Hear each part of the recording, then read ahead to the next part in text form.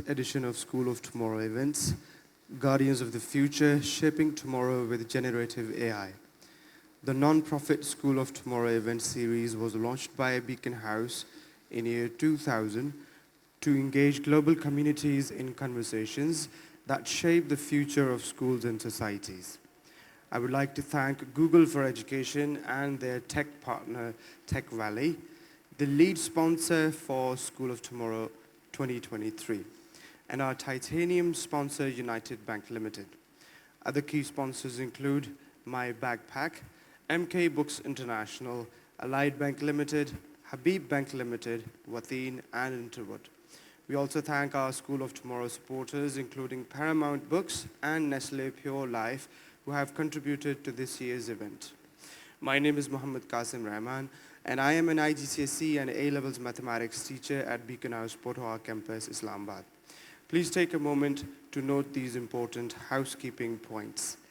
Please ensure your cell phones are on silent. In case of an emergency, the exit point is located at the back of this hall. You may use the staircase opposite to this hall. In case if it is blocked or packed, you may use the one on the right-hand side. Always stay calm and follow directions. Please use the SOT app to scan the QR code for session question answer and feedback. Share your thoughts on social media using the hashtags, hashtag Guardians of the Future, and hashtag SOT2023. If you need assistance, our ushers are here to help. For questions, please either use the flashcards provided by the ushers or the mobile app. The panel discussion will last for about 45 minutes, followed by 15 minutes for question and answers. I would like to invite the moderator of the session, Mr. Azam Ali Noon, on the stage and introduce the panelists. Mr. Azam Ali Noon is currently the head of academics at The Educators, a project of one of the largest school systems, the Beacon House school system. Mr. Noon has an MPhil in education leadership and school improvement from the University of Cambridge. Prior to this, he completed his master's in education from Pennsylvania State University on a Fulbright scholarship. Mr. Noon has over a decade of working experience in the education sector, both nationally and internationally. His diverse experience ranges from classroom teaching, curriculum design, working as an educational consultant for public education programs with organizations such as Adam Smith International and FCDO, Foreign Commonwealth and Development Office. Mr. Adam. Thank you so much for that introduction, sir. Ladies and gentlemen, welcome to the SOT edition 16. And today, we're going to be having a panel discussion on virtual dreams navigating the metaverse. The concept of the metaverse, once a distant speculative fiction, is now rapidly becoming a part of our digital reality. This interconnected virtual space, where users can interact with a computer-generated environment and other users, promises to revolutionize how we socialize, how we work, and even how we perceive reality. As boundaries between the physical and digital worlds blur, the metaverse offers unparalleled opportunities for immersive experiences and new forms of collaboration. However, it also raises profound questions about data privacy, identity, and societal structures. This panel discussion will venture into the depths of the metaverse phenomena, aiming to decode its potential, its problems, and implications in our unknown future. Before we start, I'd like to introduce my esteemed panelists. To my left is Mr. Umar Nadeem, the founding partner at the Bard Lab. Umar is a founding partner, and over the last 16 years, he has led multidisciplinary portfolios focusing on digital technologies, education, health, governance, as well as the service industry. Over his career, Umar has worked across regions with assignments in Pakistan, Eastern Europe, East Asia, and Pacific, as well as Africa. At the Bard Lab, Umar has spearheaded organizational strategy and establishment of the thought leadership and advisory portfolios. He currently oversees the Bard Labs centers focused on digital transformation, education, skills in youth, and urban policy. He holds a Master of Public Policy from the Blavatnik School of Government, University of Oxford. Ladies and gentlemen, Mr. Umar.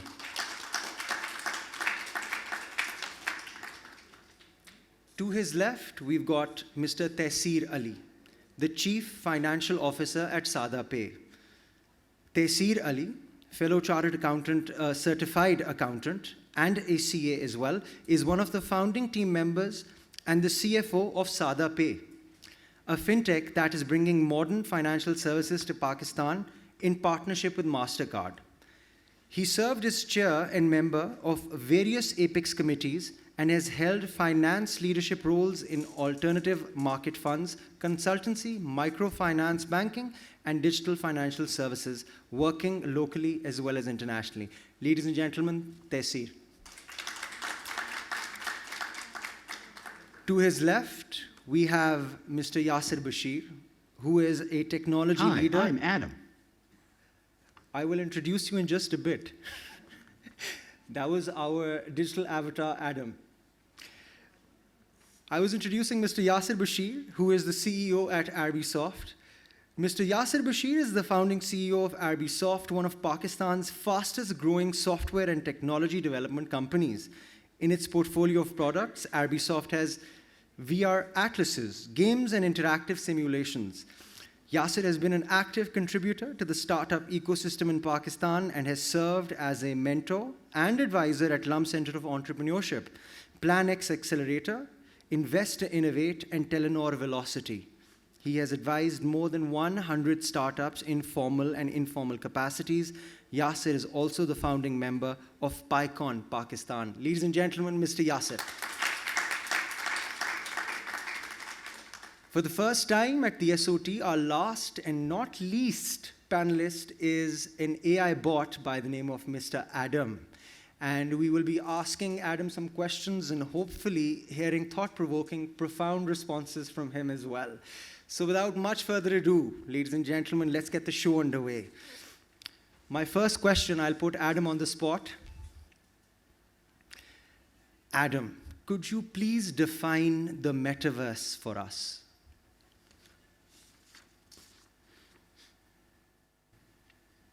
Adam takes a couple of seconds to think.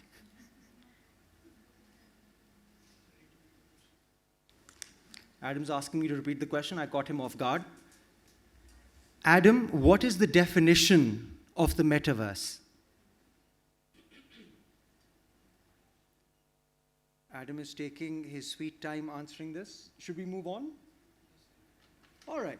So we'll come back to Adam. Adam has a little bit of stage fright. What I'll do is... The metaverse is a virtual reality space where users can interact with a computer-generated environment and other users.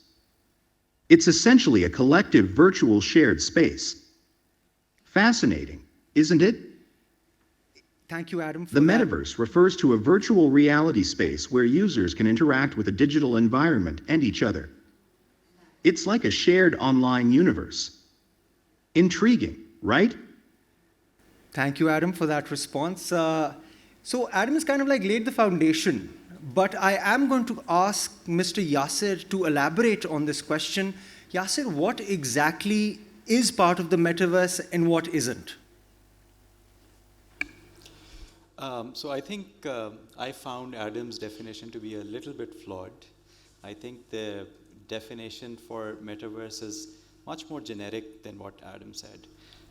The three main technologies that have to be, or one of those three main technologies have to be the part of the metaverse in one way or another. And those are augmented reality, virtual reality, of course, which Adam mentioned, but also something called mixed reality. So mixed, and I can explain the difference between the three. Virtual reality would be where you're in an environment where everything is virtual, right? So you're wearing a headset and you don't see any physical objects. Augmented reality would be you are in a physical environment, but you're wearing a headset or a pair of glasses, like some people might remember the Google Glass, which essentially puts labels on top of things. So it has augmented the information that's being conveyed to you. So if you look at a building, it can give you the building's address, kind of as a label floating on top. But the most interesting one is the third one, which is the mixed reality. In mixed reality, you have a physical environment, and then within that physical environment, let's say this room, you have virtual entities seamlessly blending into the physical environment, right? So you could be, if it was like an advanced mixed reality environment, I could be wearing my glasses, and one half of this hall would be physical people, and the other half of this hall could be avatars of people sitting in those chairs. And in an ideal world where Metaverse will eventually go, it would be difficult to distinguish which half is the physical world and which half is the virtual world. Yasser, thank you for that. And I'm sure as we hear this, that's such an exciting prospect and the kind of opportunities that lay within. So my follow-up question also from you is, in your opinion, how is the metaverse redefining concepts of social interaction, work, and entertainment? And what opportunities does this present for businesses and individuals alike? I think that's a great question. So I used to be a huge metaverse skeptic up until a couple of years ago. I've obviously been in technology for decades now, and I'd been doing virtual reality simulations for years. And I just thought it was just another hype cycle, right? Just another fad. But in the last couple of years, a few things have happened that have completely restored my faith in the metaverse and how it's going to be the future. So one of those things is 5G. One of the big problems with virtual reality is, I'm sure you've all seen that the headsets are bulky. They're very, let's say, un-user-friendly. And it's just not natural to use them. But 5G happened. And 5G allows very fast communication between a device and the computer, which means that all of the processing that was happening inside the headset to create those images could actually go to a computer, and you could be wearing very lightweight glasses that would, blend the reality for you and make mixed reality possible. So 5G was one thing that started converting me a little bit. And then I saw a technology which completely blew me away, which really changed my perspective on the metaverse. And I'm very happy to report that the person who's creating that technology or creating that research is a Pakistani. And he also happens to be my namesake. His name is, so this gentleman's name is Dr. Yasser Sheikh. He's the head of the Meta lab at Facebook, and he's also a professor of robotics at the Carnegie Mellon University. So what Yasser is working on is something called a codec avatar. And what is a codec avatar? Remember I said that one of the problems with virtual reality was that the characters are unwieldy, and they don't look like your actual physical reality. But if you look at the quality of a codec avatar, it is mind-blowing. It is just like having, if they created my codec avatar, you wouldn't be able to tell a difference between me and that avatar. It's so much better even than compared with like those fake videos that you see. So Yasser's research is, how do you take lots of images of somebody and create a real lifelike 3D representation of them? And if you look at some of the videos, you can look up Yasser Sheikh on YouTube and you can see his videos. But if you want to see a manifestation and you also want to see why this would change, there's a guy by the name of Lex Friedman that some of you maybe are familiar with. He's one of the most popular podcast hosts in the world. And Lex did a few weeks ago an interview with Facebook's Mark Zuckerberg, who's obviously leading the metaverse revolution. And both sides, in that video, both people are actually not real. It's their codec avatars that you can see. And you'll see that the quality is so high that you can't tell the difference between physical people and those avatars. So why is it important, and why did it change my mind about why this is going to be revolutionary? Imagine 4 years from now, those lightweight glasses come in, and you click a button, and somebody is sitting right across of you in real 3D representation that you can't tell apart from a video. Why would you use your phone again, right? Why would you do Zoom again? I mean, video is much higher bandwidth requirement, but the quality is not like having the person in the room with you. So this is how communication is going to be transformed in 5 years. You can imagine a classroom, again, because this is School of Education, you can imagine a classroom where every student is sitting in some other part of the world, but their experience is exactly the same as it would be sitting in a classroom with other students. They can see the students, other students' body gestures, facial expressions are exactly how they would see them in a physical environment. So why would that not transform the classroom? Why would that not transform communication? So these two things, in my opinion, the advent of 5G and the work that Yasser is doing on codec avatars is, I think, something that's going to revolutionize the concept of the metaverse. If you listen to that interview between Lex Friedman and Mark Zuckerberg, this is all they talk about. Here's the problem with codec avatars right now. To create like a very high quality codec avatar today, you need to be in a lab environment with 1,500, 2,000 cameras taking pictures of you, and then they are able to reconstruct your 3D version. But Yasser is working on technology which would allow you to take your phone, just basically wave it around you, take a lot of photos of yourself using your phone, and then it'll create that realistic 3D avatar. Yasser, thank you so much. And thank you for telling us about these game changers, the 5G technology and the Kodak avatars. And the potential truly is, I can't put a ceiling on it, but where there is positive potential, there is also the potential to misuse these tools. So I have a question from Umar, which is where such positive opportunities exist, what are some of the potential negative capacities, the dark potential of the metaverse? Thank you, Azam. I think Yasser laid out a really interesting use case for the metaverse, which is being able to provide high quality, consistent education for everyone, irrespective of their physical location, access to schools, teachers.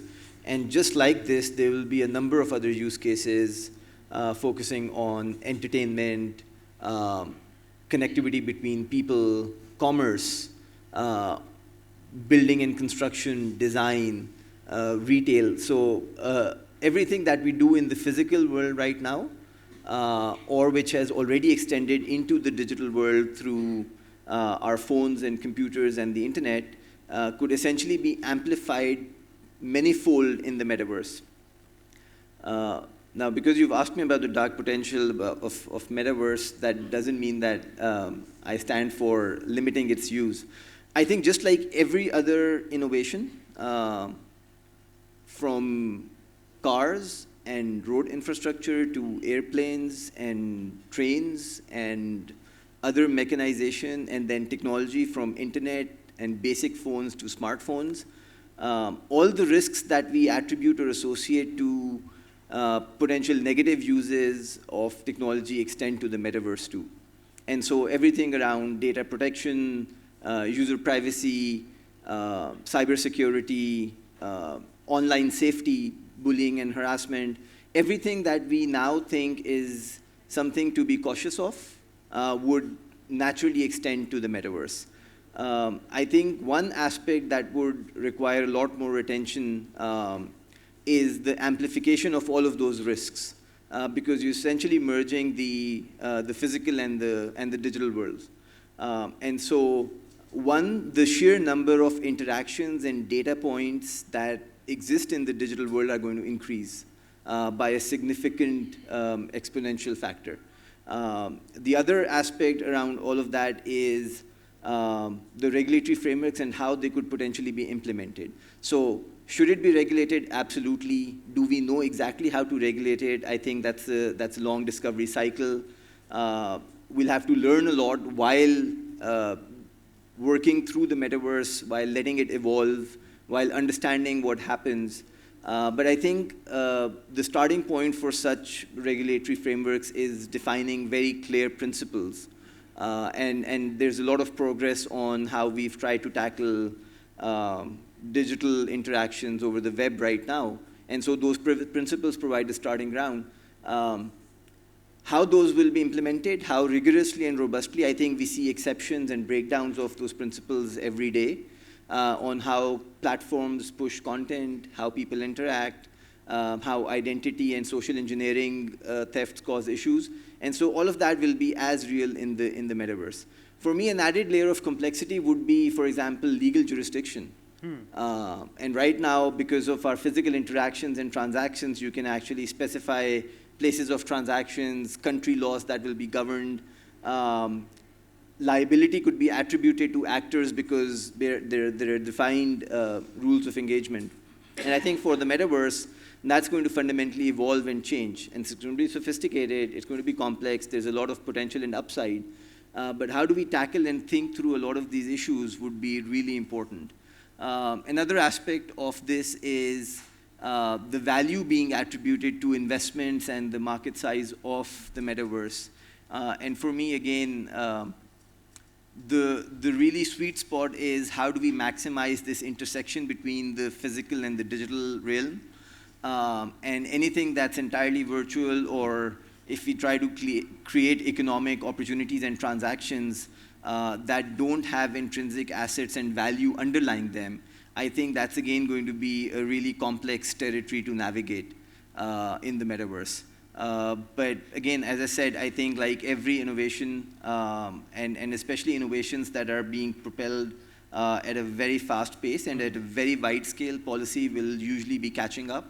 And so I think the only way to keep a pulse on this is to actively think of the risks and the emerging challenges, not let them stop the innovation and the potential, but also make sure that we learn from what's happening and try to integrate that in the design and use of such opportunities. Umar, thank you so much for that. In this case, technology and the phenomena is evolving so fast that we get a chance to reflect on policy practices perhaps after the fact. But I do want to explore the concept of jurisdiction because, well, geographical boundaries will limit my interaction with people, but the metaverse solves that problem. So my next question for Tesir is that in the metaverse, what do you consider some financial opportunities? And we were talking about this earlier today. I don't have a credit score in the US or in the United Kingdom, but I could potentially secure some financial service from them. What are your thoughts on this? So let's start with, I would start with what Yasser said previously and mentioned that how Metaverse has the potential of actually blurring the boundary between what's virtual and what's physical. So we can have one side of the room which is physically present over here, the other side is just virtually present over here. And going beyond what Umar said, that how you would regulate it, what jurisdictions would apply, how local governments would see that. So I would just go past that and see what if Metaverse has no geographical boundaries, if it transcends those boundaries, and what happens. So basically building on that, I'm sure everyone over here has WhatsApp or has Facebook on their mobile phones. Or aksar auqat aisa hota hai, we are speaking with someone, we are talking to someone regarding something that we want to buy, and we open the Facebook app, and the first ad that we see is that particular thing that we were talking about. Now, what's happening? Facebook is basically collecting your data. It's building your profile. It is trying to figure out how much you earn, how much you spend, how frequently you put money in, how frequently you take money out. And it's taking a bet. It's taking a bet whether you're a safe person to bet on or you're a slightly more riskier bet for them. The riskier the bet, the higher the premium it's going to be. And that's exactly what Metaverse could actually potentially do for us as far as financial services are concerned. I'm not going to talk about the bad aspect or the good aspect. I'm just talking about the business opportunity that it brings out. So every time you would interact, what is Metaverse? So Yasser, my definition could be slightly flawed as well, but I do seek your forgiveness before that. So it is just that you are interacting in one space and that space is connected to another space. So you could be playing a game and you could have an avatar over there connected to a virtual office somewhere else, connected to a virtual classroom somewhere else, and it's all connected. And those interaction points are creating a profile which is online. There is someone out there, perhaps someone like me sitting in a financial services office and trying to figure out that can we monetize your presence over there? Do you need credit? Do you need to buy something? Do you need to store the value that you have created through your existence? Are you buying something? Are you selling something? Are you creating content for us? And that's where financial services can really transgress the boundaries. You could be over here, sitting in Pakistan, interacting online, while your underwriter or the credit provider or the financial service provider could be somewhere across the globe, sitting in London or New York or Luxembourg or wherever. So that's the financial services potential that we have. It also brings out the potential of us trying to earn from that. So our freelancers, Pakistan is known to have the second or the third largest freelancer market right now. I mean, we're really dependent on the remittances coming into the country and the freelancers that bring the remittance into the country. Now imagine that they already have a playing field where they are interacting with these users, but then you open up a different universe altogether, a new market for them. So that's where the financial services potential really lies, that it could really open up the space for everyone to consume. One more aspect over here is that as far as Pakistan is concerned, so in the context of Pakistan, we are still the 5th or the 6th largest unbanked population. So most of our citizens do not have access to financial services. And for me, the underlying reasons are just 3 or 4 reasons.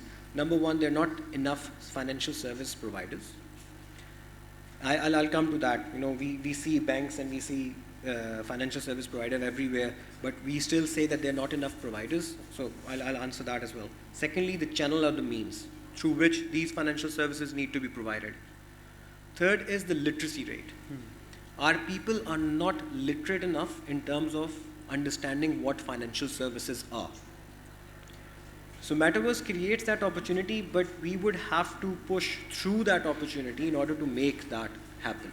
Number one, we'll have to provide literacy to our masses. They need to be tech savvy in order to interact with the Metaverse. It's not going to happen just sitting in a room and, suddenly there's a new trend out there. It won't happen like that. I mean, I didn't know the true definition of Metaverse, to be honest, till Yasser articulated it for me. I probably could have gone with what Adam had said very easily, but thank you, Yasser, for pointing out that was flawed. So likewise, once we have established that basic understanding of what financial services are, and we have established the means, so yes, the mobile or 3G, 4G technology in Pakistan is penetrating at a very high pace, but what are the use cases of that? So we have to sort of educate our people towards that channel as well. And then comes, I'll pick it up after. So, and then comes the point where we bring in financial service providers. Now, why do I say we do not have enough financial service providers? Is because in the most developed markets, we see peer-to-peer financial transactions, where one person is your lender, the other person is your borrower, and you just have a platform which helps to connect these two. We do not see that in Pakistan. And when we do see the advent of these services in Pakistan, we see exploitation and we see misuse of that credit given to that person. So this is where I think a lot of evolution can take place when it comes to financial services. In terms of business opportunity, that's massive. We're opening up a different world altogether, especially without any boundaries. So that's my take on it. No, thank you so much, Tehseed, for talking about the Pakistani context and how we have, certain barriers before we can really embrace the metaverse or leverage the metaverse. But I did want to bring in an educational aspect as well to the metaverse. And I'll turn the question back to Umar, who was talking about kind of like, the idea or the actualization of the potential of the metaverse vis-a-vis education.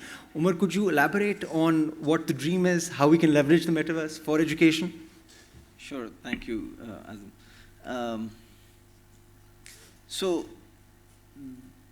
I think what the metaverse could be is how we imagine it to be. And so the limit eventually, after certain technological barriers are addressed, could really be how we use it, right? And you know, what Yasser was talking about, even if we have a suboptimal mixed reality experience, and I'd go even as far as saying, even if we can leverage the virtual reality environment,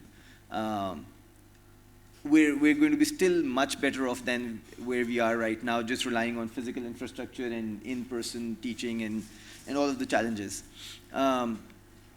So I think imagination is going to really drive some of those use cases and how we use them.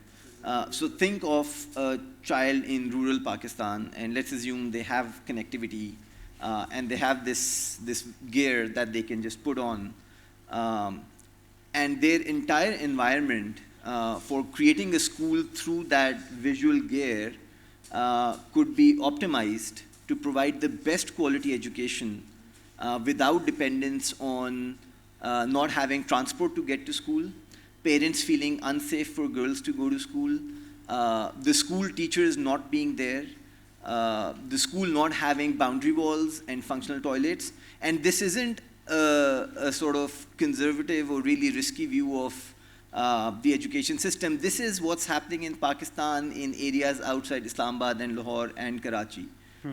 If you go and look at the state of education delivery in rural areas or tier 3 cities or tier 2 cities, these are the realities of public schools. And the learning outcomes that children achieve based on an education experience like this, we're one of the worst in the world on an average at a national level. And just to quantify that, for example, by age 10, what we call foundational literacy, which is children should be able to read a basic age-appropriate paragraph and understand it, which is the basic building block for how they will continue to learn all their life by reading and absorbing and understanding. 77 out of 100 kids in Pakistan don't achieve that level today. And so this is the reality we're grappling with. Now, in such a context, a kid being able to just wear a visual gear and enter a virtual school where you have the best pedagogy and content packaged into a classroom experience, where the dialect is entirely local, where the peers or the students that the child sees in that environment sort of provide a feeling of belonging and community. And then they're able to interact and understand that content, take assessments, respond to questions, ask questions, and that entire delivery cycle could be packaged through this metaverse. Now, similarly, for example, medical treatment. You could have complex surgeries being pre-planned based on diagnostics of patients. For example, commerce or even construction, you could actually see 3D and as close to reality as possible designs of bridges and houses and buildings before you actually start constructing them. And so the opportunities are unlimited. How we focus on those use cases is really up to us. And regulations and policy frameworks can help guide that. They can help create barriers to certain use cases that will be counterproductive. But these are all the real possibilities. Some of the challenges that we might face are, for example, what we've already seen with extensive digital interactions. And again, I think Yasser can talk more about how mixed reality addresses some of those, but excessive interactions in the digital space in early years could be problematic, and we don't know the results of those. How that affects human behavior and psychographics and psychology, those are effects that we have to monitor. How our perception of the real world changes to a disadvantage could be a significant factor. And so all of these risks are what we hypothesize right now. And so, you know, the challenge here is to really undertake calibrated and measured high opportunity and high impact use cases and understand how this world is going to provide some of the solutions that we haven't been able to think of so far. Umar, thank you so much for telling us that the metaverse can potentially be the great leveler, how it can essentially solve Pakistan's out of children panacea. I'm sorry, out of children problem, out of school children का जो हमारा एक बहुत बड़ा issue है, but also touching upon the issues that the next generation might face. I was in the company of a friend who just had a newborn. I'm so sorry, he was 2.5-year-old, who was turning the pages of a book like this, swiping the pages of an actual book. So I want Yasser to perhaps elaborate on this a little bit. Immersion in the metaverse, it feels like it's going to become very real. And do you see any social interaction aspects of that for the next generation? I think that's a great question. In an ideal world, we want all interactions to be physical, right? But there are limitations of that. Umar talked about some of those, Tessie talked about some of those. I would argue that, how we are inundated with, or our children are inundated with digital right now, Metaverse is not going to be a replacement for physical interaction, but it is definitely going to be a huge, massive improvement over getting lost in a screen, right? That's why I say that my perspective on the metaverse changed because of mixed reality. Not because of virtual reality where you're essentially not able to see the physical world, and not because of augmented reality, but because that feels unnatural. The mixed reality experiences are going to be as close to physical experiences that you want. And obviously the underlying assumption is that you don't have the physical opportunity available at all. I mean, to Umar's point, let's say you want to, you're a student in a remote area of Sindh, and you want the lecture from the best physics teacher in Lahore. That physical interaction is just not going to happen. And even if it could happen, maybe you won't be able to understand what that teacher in Lahore is saying because you only speak Sindhi. In the metaverse, both of those problems are going to be solved. So there are two keywords here of technologies that will be mixed with the metaverse to make it really, really effective. One is this personalization aspect, right? So the teacher in Lahore will teach physics in however they teach physics, but the student will hear it in Sindhi. Because AI, we already know AI is already advanced where it can do real-time translations with the dialect, with all of the paraphernalia of sounding like a real dialogue. And the personalization aspect is there, and then obviously AI can fill in the gaps in understanding that a student would otherwise have in a physical interaction. So I would say in some ways it's going to greatly augment even a physical interaction. And in some ways it's going to compromise. You don't have the touch and feel aspect of the physical interaction. You're obviously not going to be able to hug your teacher. Not that anyone should. Yeah, so I think both aspects are there. One other thing that I would want to mention about the metaverse is that I think of, so there could be many definitions, there could be many ways of looking at the metaverse. I think of the metaverse as a much better interface to the internet. Our interface to the internet right now is the phone or the screen. So I only think of the metaverse being a massive, massive improvement in what the current interface is. And again, is this better than a physical interaction? That probably is never going to be true. Is it going to be a huge improvement over what we have today? Absolutely. Thank you so much for that, Yasser. I like how you've put that, a huge improvement in the interface of the internet. So don't think of it in a completely alien new term, but an improvement of what we have. I want to take the conversation in a slightly different direction, and I'm going to bring Adam into the discussion again. So I'm going to ask Adam, why are more and more companies showing up on the metaverse?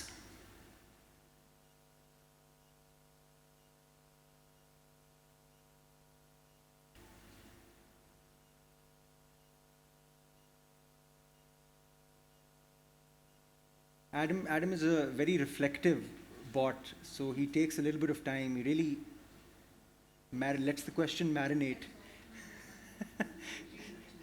So let me ask that one more time.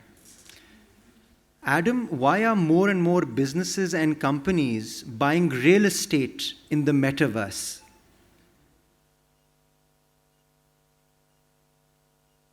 this is the first time that any conference is hosting AI bots, and like any other technology, it'll take some time to refine and improve.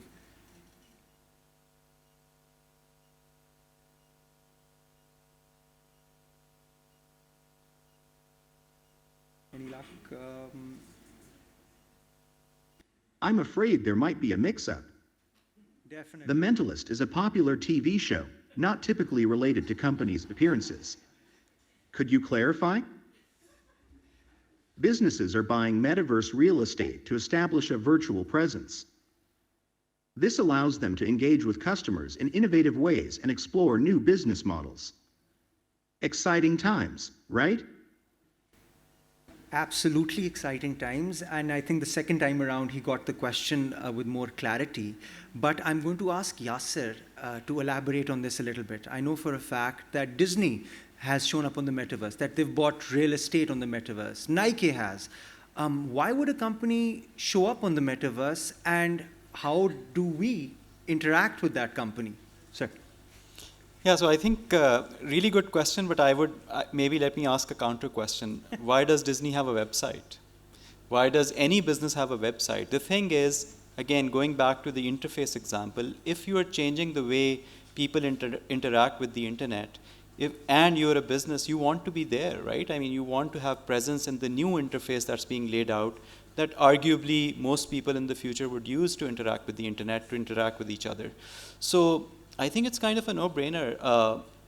Anytime there is an opportunity for a business to showcase what it offers, and it's a good business, it wants to be everywhere where people can potentially benefit from the business or learn about it.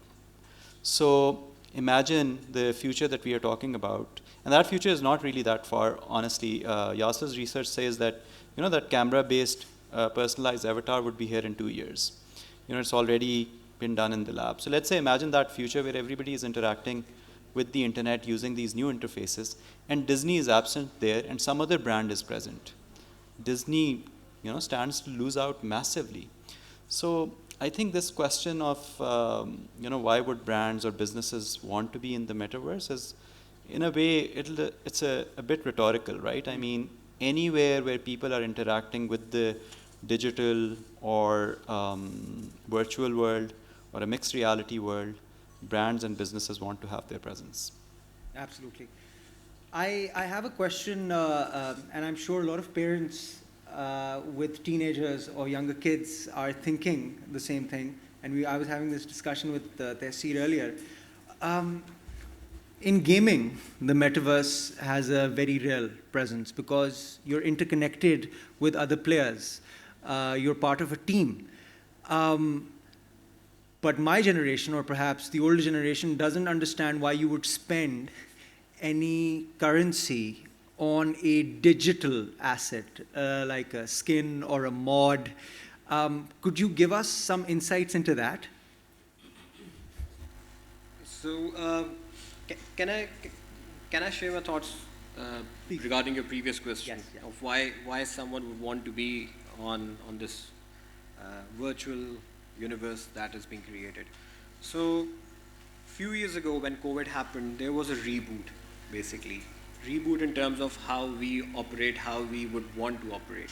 And I know for a fact that we took schools to our online schooling, we took the office to our online office working, and that's what happened. Now, there is a big debate about fossil fuel and what is the future of fossil fuel. Would you be able to travel as much to a classroom, to a school, to an office? How would you do that? But you have to have that human interaction, otherwise there is absolutely no humanity left in us. So the answer to that, the way I see it, it might sound a bit abstract right now, but I see in the future that metaverse is going to be a very real thing that we will have, maybe not be able to touch it, but in a way sense it and feel it. You're definitely not traveling to a remote location, you're not traveling to an office location, you're sitting in your home and you're interacting with people through classrooms, through offices and whatever. And during that channel or interaction, all these businesses would want to be present over there so they can actually offer their services to you. And those services will be catered in a manner that you can use them online, or perhaps maybe you can use them offline as well. I mean, and a good example again is Facebook. Once you talk about something, you open your Facebook account and there's an app, there's an ad, and maybe you were talking about this new pair of shoes and the ad's there, and you order that and you get that home delivered. So that interaction is an online interaction. Just imagine that interaction happening in a virtual reality, where you can actually pick the shoes up and twist it around and see what it looks like. And then you order the real stuff and it gets delivered.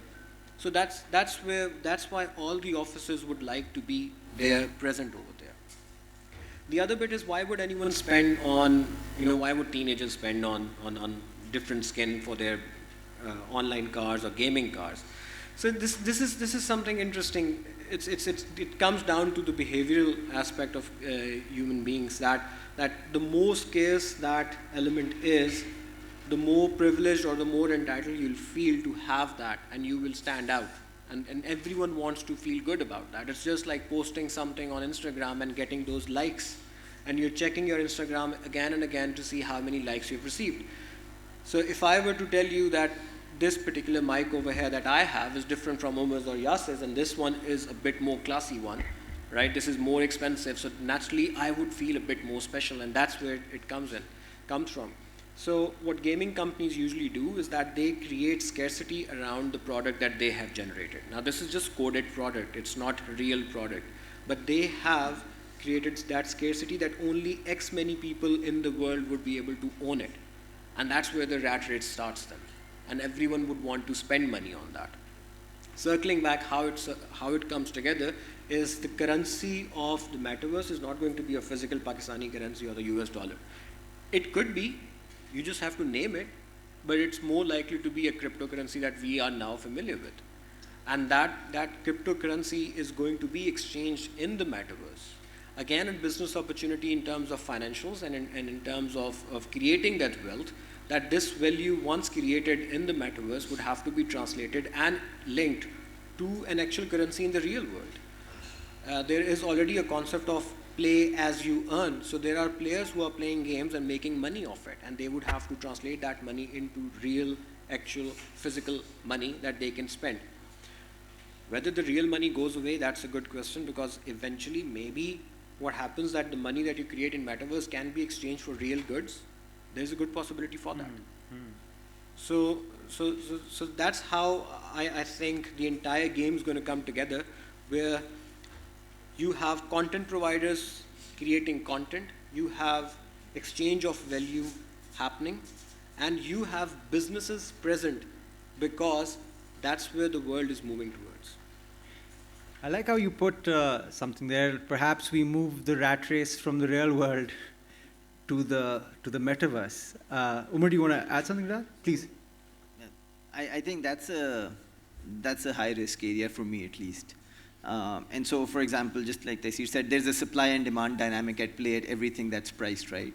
And so you can try to create demand by offering supply, or you can then address demand by tapping into preferences and behavioral triggers and decision drivers. And I think there's an element of a virtual-only asset class that's going to be created, because people are willing to spend money only on virtual assets that have no intrinsic linkages. So for example, you can talk about training and education, and that's something that happens in the digital world, but you take the value and the dividends into the physical world. You have a store that exists, and you can look at products online in a virtual environment or a mixed reality environment. You can place your order, you can pay, and they're going to be delivered to your doorstep, right? And so all of these, for me, are essentially intersections of the digital and the virtual. But then, and it's not sort of something that we think might not happen. For example, I don't know, gym memberships in the virtual world only. And मैंने 1 घंटे के लिए metaverse में workout किया है with no physical movement in the real world. Or for example, I can't afford a car in this physical world, but I buy a virtual version of that, and it's a digital asset that might appreciate in value 10 years later, and someone might pay for it. But those are the kind of non-intrinsic investments and locking of value and capital in the non-productive economic cycle. And so for me, that's a high-risk area personally.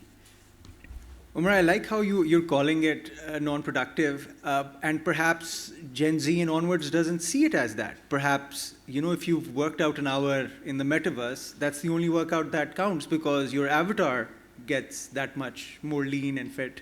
Yeah, gamification applied to all of that, and you have these badges where you worked out for so many hours and ran so many miles or cycled for so many kilometers. Absolutely. Absolutely.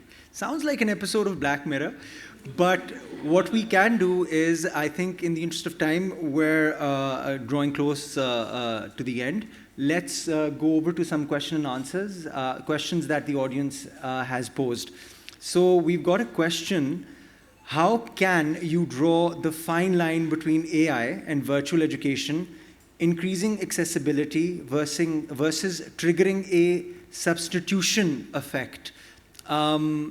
Yasser, can I ask you to perhaps look into this one? So I think I was thinking that Umar is probably a better person because he would understand what substitution effect means. But I'll venture a guess and think that, is the question, whoever asked it, is the question whether AI and virtual education going to replace teachers and traditional education? If that is the question, then I don't think that the role of teachers completely goes away. It's just giving teachers access to perhaps a lot more students than they previously had access to. I don't think AI is also at a place yet where the human element of teaching could be replicated.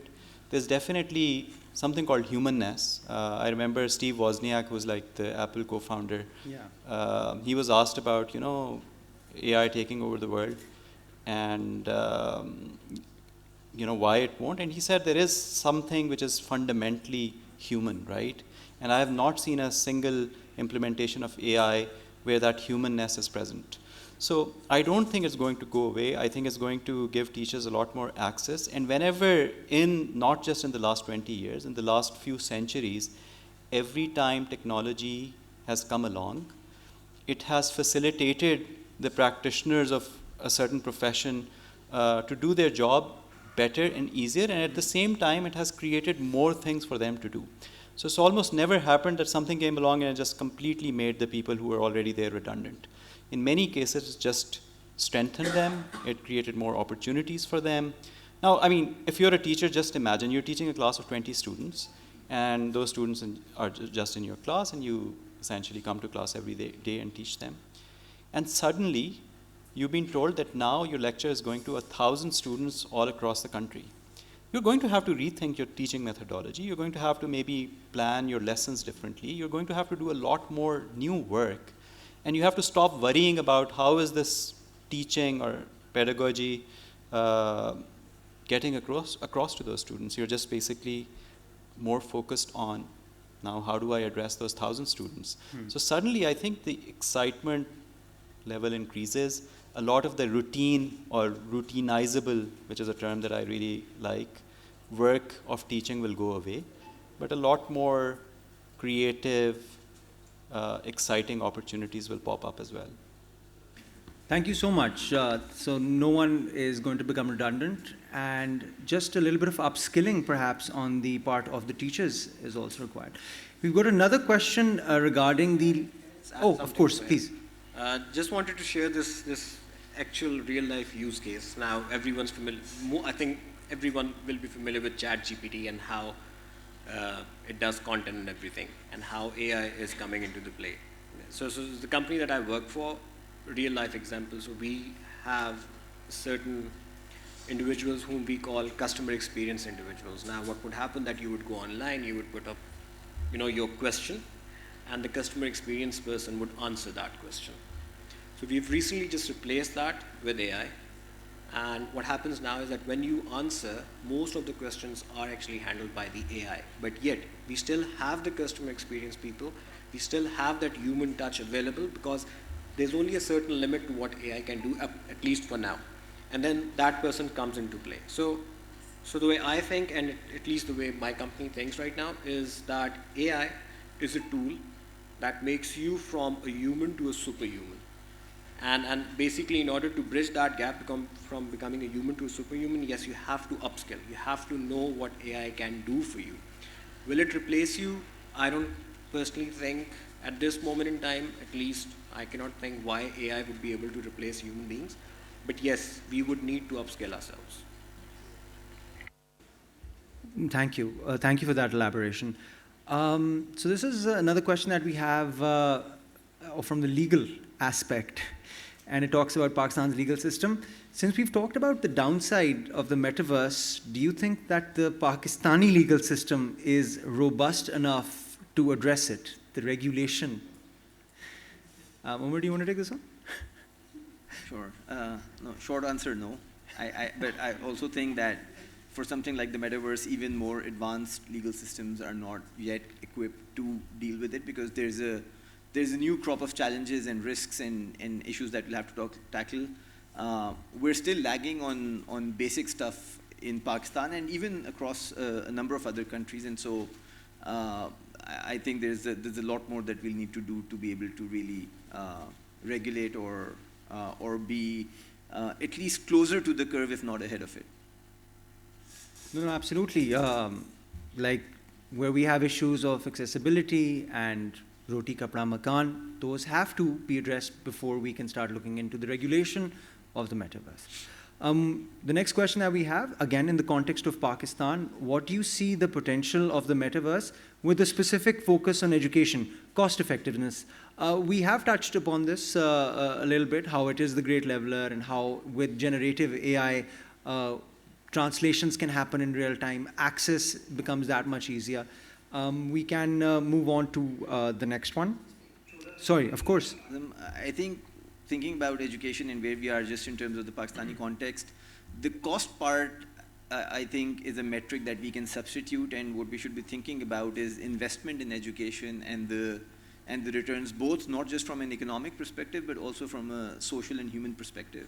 That we need to think about. And so even if the cost goes up with the associated quality and universality, that's an investment lens, essentially, not really a cost lens.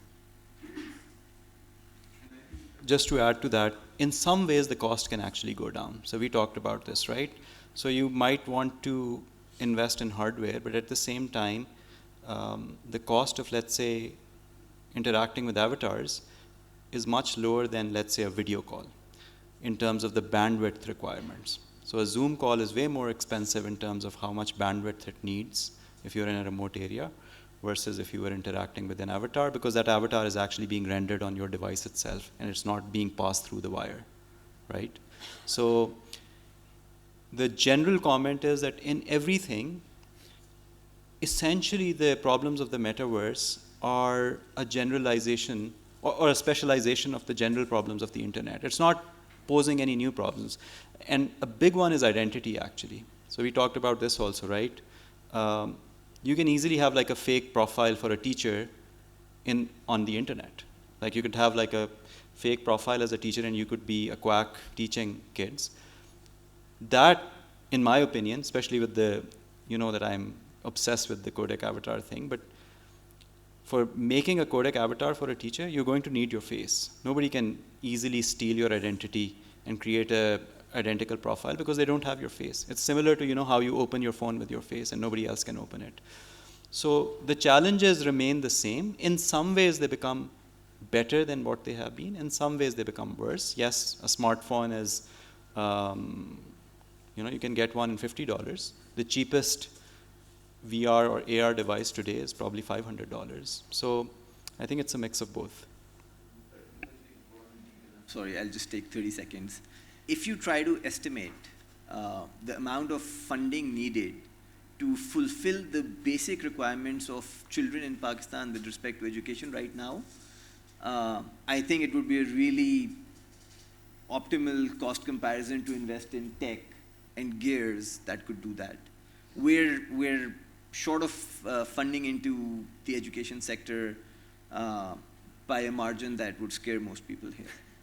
And so when you have trade-offs like these, investments in tech and the scalability that they offer is really a very, very powerful proposition.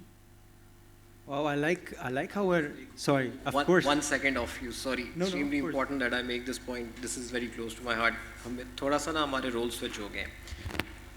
Umar is talking about costs, and I will mention a policy, maybe a food for thought on policy. Umar और मेरा background ये है, हम दोनों Beacon House के ever, since kindergarten to A levels, और हम classmates भी हैं. So Beacon House has a very big role in what we have done up till now in our lives. So the only thing that I would want to add in terms of education is that it is, so yes, you have the delivery channel, Metaverse, and online delivery channels, mobile phones, internet, everything's there. And I'm guessing we have teachers and educators in our audience as well. सिर्फ एक चीज़ I want to leave that is कि are we preparing our kids in terms of education for the jobs that might not exist in 10 years' time?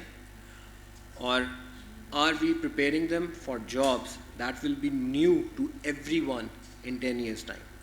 So if you have means of delivery through mobile phone, internet, whatever means you have, physical classroom, virtual classrooms, and if we are still beating the old drum, we are effectively keeping our population 10 to 20 years behind the rest of the world. So all this will not matter then. Okay? So my request, please let's start our kids, let's prepare our kids for what's going to happen in the future, and let's start living in the future as it is. Thank you. Thank you so much for that. I think it's a very fitting close to this very engaging panel discussion. Ladies and gentlemen, I would like to thank our esteemed panelists. Please give them a round of applause.